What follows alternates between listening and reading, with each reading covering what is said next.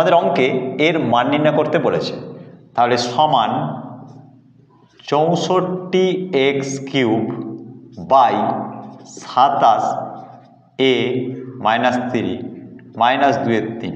ওকে, এবারে 64x³ a কিউবটা আমরা কি করে পাই? আমরা জানি a পাওয়ার -n সমান 1/an, তাই তো? এই সূত্র থেকে পাই, বাই 27 হোল -2/3।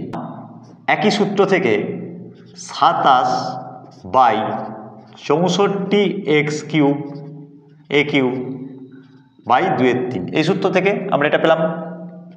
এবারে 3/4xa হোল 3 ইন্টু 2/3, 3 কেটে দাও, তাহলে 3/4ax এর হোল স্কোয়ার সমান 9/16a² x²।